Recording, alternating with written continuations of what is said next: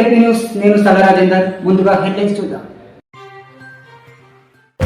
గత 10 రోజుల నుంచి జగిత్యాల జిల్లా కోరుట్ల నియోజకవర్గం మెటిపల్లి పట్టణంలోని ఇంద్రానగర్ కాలనీలో మిషన్ భగీరథ నీరు రాక కొన్ని కుటుంబాలు చాలా ఇబ్బందులకు గురవుతున్నాయి. 5 రోజుల క్రితం భగీరథ మిషన్ రిపేర్ ఉందని అధికారులు చెప్పారు. కానీ రిపేర్ అయిన తర్వాత కూడా అదే పరిస్థితి ఏర్పడ్డదని కాలనీవాసులు వాపోతున్నారు.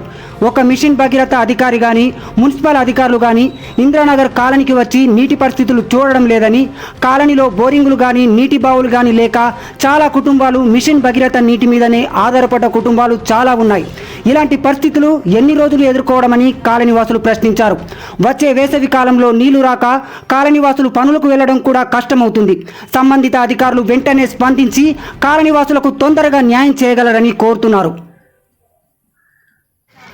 గత 10 రోజుల నుంచి మెట్పల్లిలో ఇంద్రానగర్లో ప్రజలు అల్లాడుతున్నారు సార్. నీళ్లు లేక అధికారులకు మిషన్ భగీరథ అధికారులకు ఎంత చెప్పినా పట్టించుకోలేదు.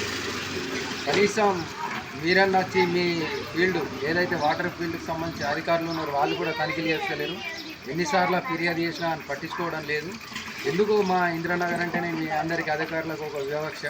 10 రోజుల నుంచి సమ్మర్లో ఈ ఎండాకాలంలో ఇంత నీళ్ళ కోసం బాధలు పడుతుంటే మీకు ప్రజల బాధలు అర్థమైతే లేదా? లేకుంటే మీకు ఏ నాయకులు చెప్తారో మాకు అర్థమైతే లేదు. ఓ ఎమ్మెల్యే గారు పట్టించుకోరు, మీరు పట్టించుకోరు. ఎందుకు మా ఇంద్రానగర్ అంటే అంత వివక్ష?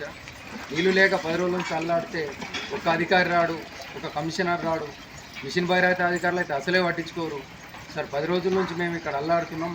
దాదాపు ఒక 200-300 కుటుంబాలకు ఇప్పుడు ఇబ్బంది అయ్యే పరిస్థితి ఏర్పడ్డది. తొందరగా మీరు మున్సిపల్ కమిషనర్ గారు దీని మీద మిషన్ భగీరథ అధికారులతో మాట్లాడి మాకు రేపటిలోగా ఈ వాటర్ సమస్యను పరిష్కరించాలని కోరుతున్నాం. ఎన్నిసార్లు చెప్పినా మీరు పట్టించుకోవడం ఇది కరెక్ట్ కాదు సార్.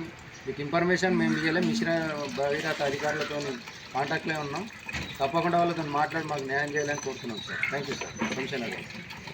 మన ఎల్పీ న్యూస్ ఛానల్ని లైక్, షేర్, కామెంట్ చేయండి. మరిన్ని లేటెస్ట్ అప్డేట్స్ కోసం మన ఎల్పీ న్యూస్ ఛానల్ని సబ్స్క్రైబ్ చేయండి. అలాగే పక్కన ఉన్న గంట సింబల్ని కొట్టడం మాత్రం మర్చిపోకండి.